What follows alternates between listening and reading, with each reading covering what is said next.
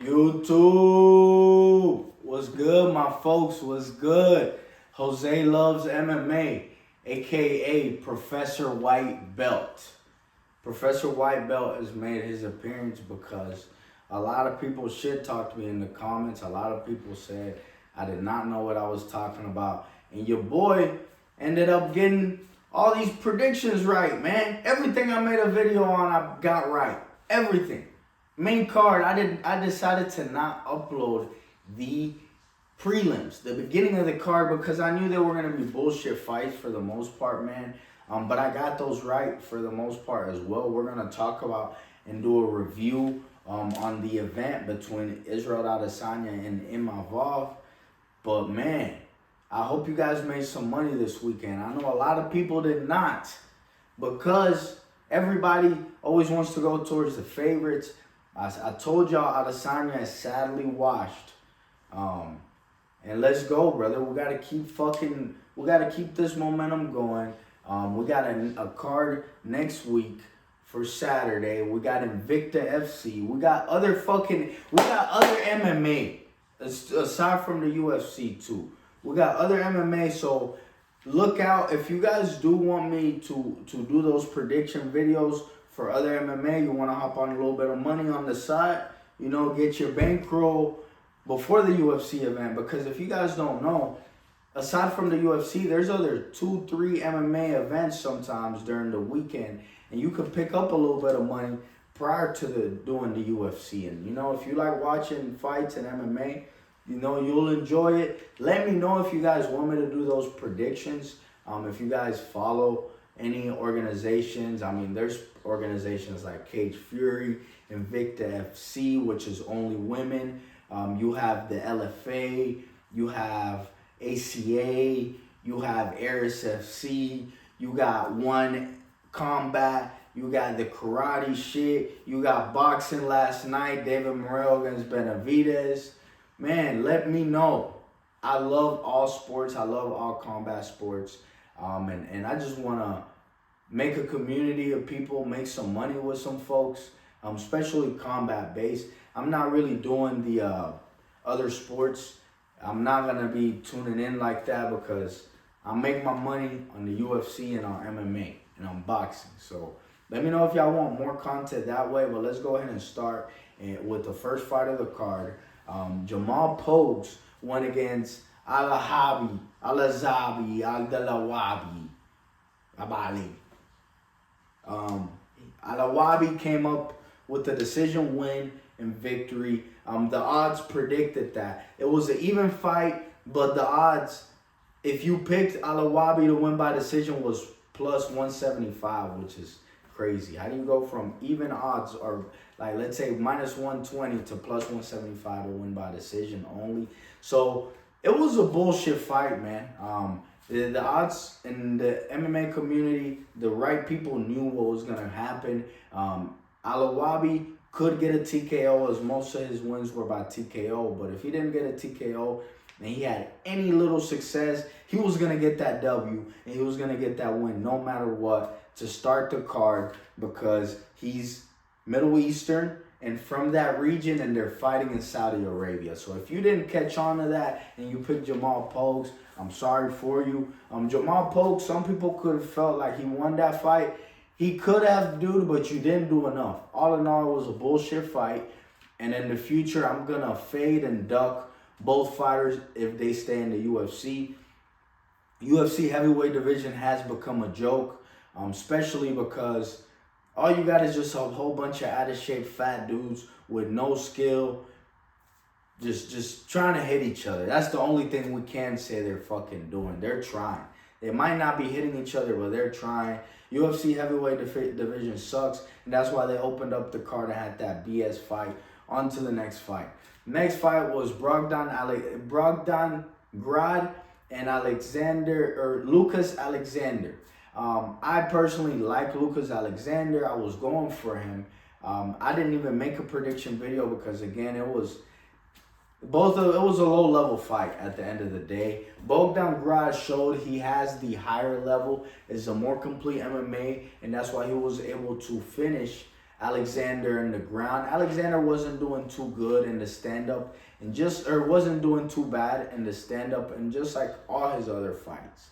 But Alexander has three losses by submission. Now this one by TKO. And he lost that one on the ground, which is obvious where he struggled or where he struggles, which is on the ground, and that's why he lost the fight.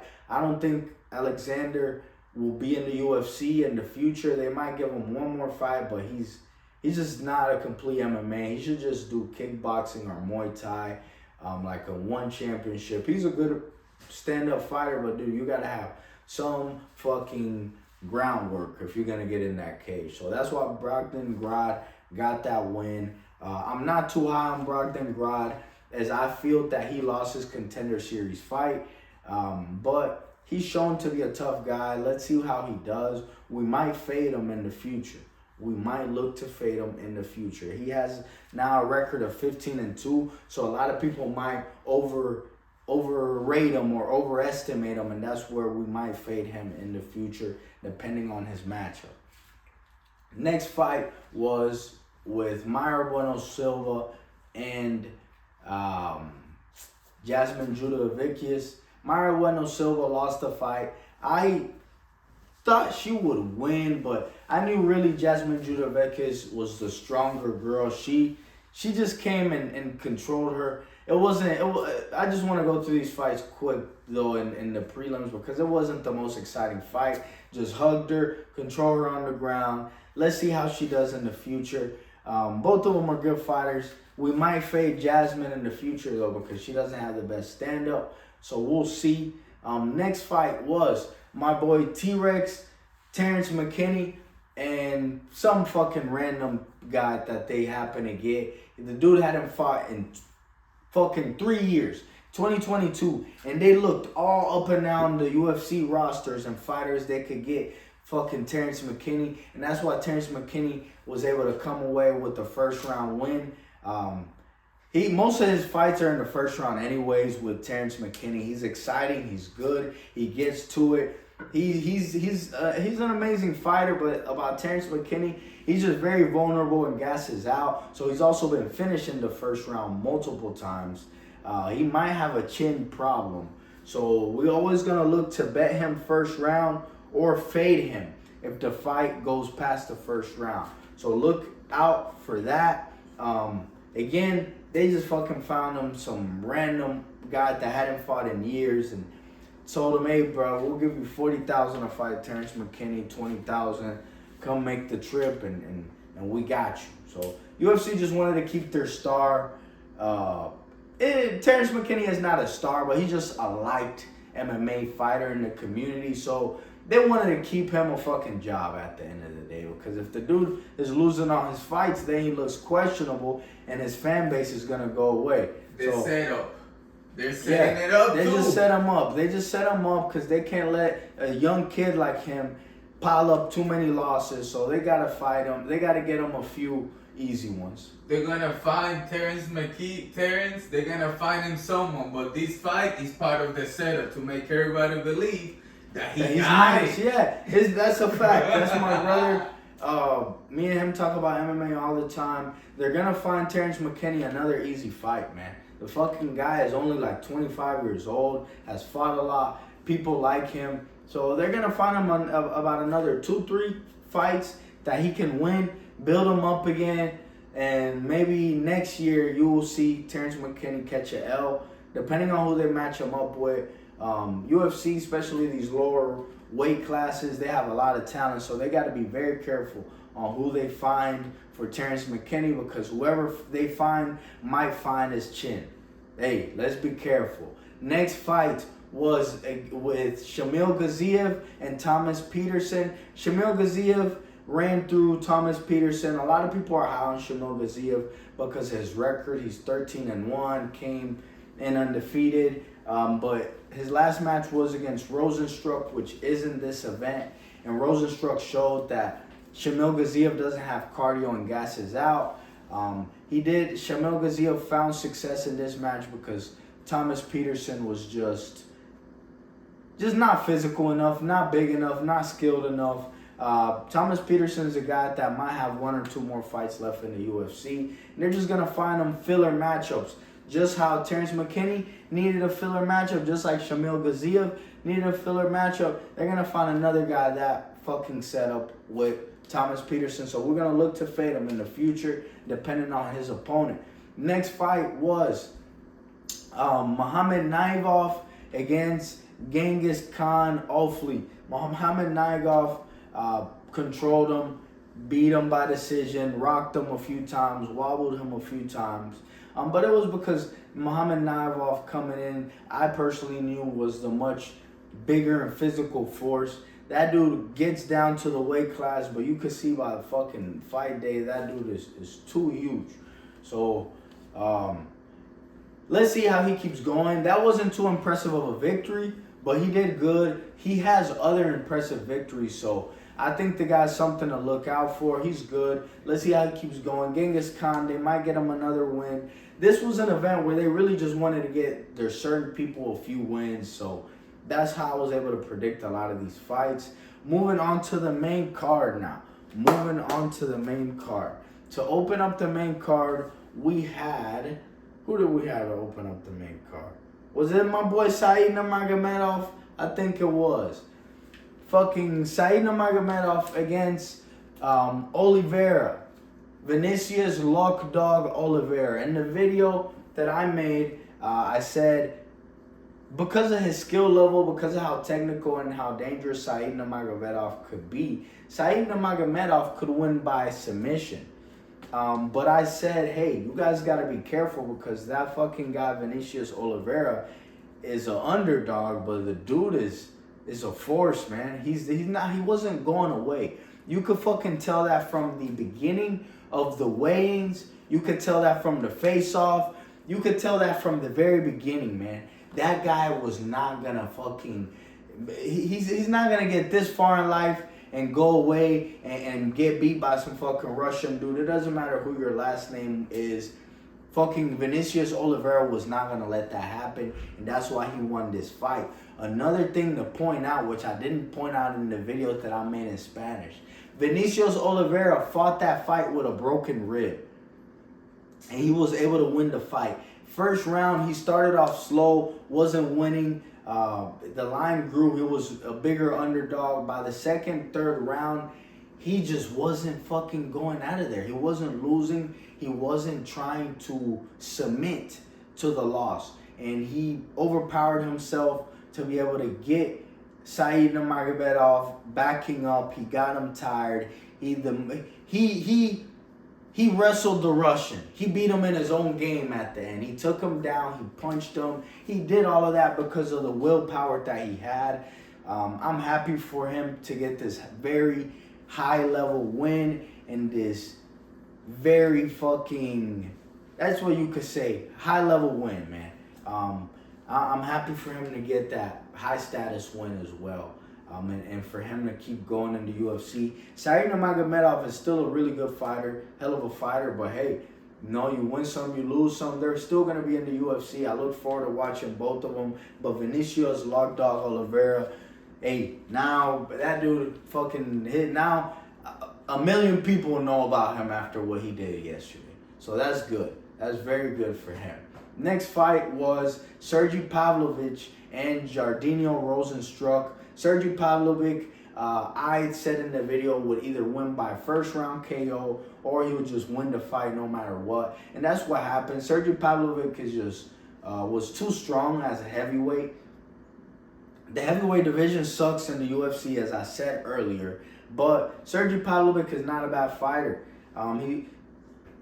He was coming off of 2 straight losses, one to Volkov, one to Tom Aspinall, but very good opponents, and hopefully after this bounce back win, he can get the rematch against Volkov and maybe beat him, because Volkov made him look pretty bad that last fight. It was competitive, but he made him look bad. He fucked him up. So I'm glad that Sergey Pavlovich was able to bounce back and get a win. At the same time, Jardinho Rosenstruck is one of my favorite guys. I don't really like his fighting style too much, but since he's from the Caribbean, Everybody thinks he's like African or something, but he's good. I like him. He's a heavyweight, but he has Jardinho Rosenstruck has really good strikes. He's you could tell he's a little taekwondo and kickboxing based, but he just uses his jab a lot. He flicks the jab. It wasn't able to work too much, that style, in this fight because Sergey Pavlovich just didn't give him the space. He fucking took him down. He boxed him up. He wasn't having it with him, and that's why he lost the fight. But Jardinho Rosenstruck, as you saw by his last win against Gaziev, who fought in his card, belongs in the UFC, is a high-level guy for a heavyweight. So I think he's gonna keep going, and he'll keep doing good. You know. Moving on to the last two fights. In this fight, I officially got my professor, the white belt. I officially got my masters in predictions in MMA. You got Michael Venom Page against Sarah Magomedov, the Bullet. Everybody said that Michael Venom Page was gonna lose. Magomedov, all these Russian guys. I love the Russian guys. The Russian guys are my favorite fighters. But because they're my favorite fighters, I also know when to pick against them. And that's the kind of value I'm going to be bringing in my predictions, that I'm not just going to pick a fighter just because I like him. You know, I was high on Magomedov, but Michael Venom Page is a different kind of fucking kickboxer. He's a karate guy. He's long. He jumps in and out of the way. He covers distance. And that's why I said that Michael Venom Page would embarrass Shara Magomedov. Michael Venom Page was able to beat him all 3 rounds of that fight. The 3rd round, Magomedov did okay, but I mean, he showed some flaws, but anybody that fights Michael Venom Page is gonna struggle with him unless you really grapple him, because it's so hard to train for a guy like him. How are you gonna train for a guy that's like 6'5" and fighting only at middleweight while you're, let's say, 6'1"? And this guy, he has power, he has amazing striking, he can keep his distance, he has very good movement. A lot of people told me that I was crazy for choosing him to win by decision, because the guy's 37 years old and Magomedov was 15-0 and all this shit, man. I said Magomedov's competition level was not the highest, man. All these fights prior to UFC, all these fucking fights, the UFC gave him favorable matchups, you know? Fucking the UFC could have made that Michael Venom Page fight a long time ago if they wanted to. But they built these guys up. They make these fights. They get him a few wins, they build him as a star, and then they fucking give him a hard matchup. And that's what happened. That is exactly what happened. And that's why I was able to predict that. We're going to keep going. We're going to go strong. We're going to make a lot of good predictions this year. So hopefully you guys could get behind my picks and do make some money. I got one more to go. Go ahead. You might want to cut that part because that's your secret on how you predict. You don't want to tell people, this is how the UFC does it. I get it, but we've been talking about it already. Okay. Yeah, we've been, with the setup fights. It's cool. That we don't have a big audience yet. It's a secret, so the ones that do watch are gonna know and gonna fucking be able to make money if you do get behind the predictions. Next fight was Adesanya against Imavov. Adesanya, I feel sorry for him because he got knocked out early in the fight. Imavov sniped him and punched through him. And he was basically caught, my brother was telling me, making a kick after he got kind of eye poked and got his eye grazed. He got caught making a kick and switching his stance back, if you see. And that's when Imavov sniped him right away. Knocked him down, wobbled him, and just went ahead and finished him and TKO'd him. Hey, it happens to the best of everybody. Imavov is a great fighter. I also predicted that he would win this fight because of those qualities, that he's a great kickboxer and a sniper, but also the fact that Adesanya has already been accomplished everything. His tempo has gone down, his momentum has gone down, and he just doesn't need to be at the top of the sport anymore, man. These guys, someone like Adesanya, he fought and he got this far because he wanted to make a living. He wanted to be rich. He wanted to be a celebrity. He wanted to be a champion. He got all these things. He's still at a young enough age to where hopefully he should retire, and hopefully he retires. But that's why, and that was my main reason why this fight, I was making that prediction that Imavov would beat him no matter what by knockout or decision, is because Adesanya just sadly is washed up. He's a good fighter, great fighter. He's a legend, you could say. But hey, you know, you win some, you lose some. It's no longer his time. It's no longer his era. So because of that, you gotta let some new dogs in the house. You gotta let some new kids play. You can't fucking have the toys all the time. You know, the toys break on you eventually. Let some kids play. Share the toy, man. So that's what happened. God bless Adesanya. God bless Imavov. All those guys that showed up and fought. A lot of people are complaining the event, saying it wasn't that good. But the event was as expected. I think it was good. The main event, the prelim fights might have not been that good because they had a lot of filler fights, you know. Some people dropped out and they're in fucking Saudi Arabia, so not a lot of people want to go out there and fight. But the main card was solid. I look forward to making these videos. Tomorrow is where I'll start making my prediction videos and drop them for Saturday of next week. On that one, I can say the main card looks very shaky. It's not going to be the best event, but they have some prospects that are up and coming that we're going to get behind of. The line should be pretty good, so let's catch them early. Let's stack up this bread. Let's stay locked in, and I appreciate you guys. Yeah.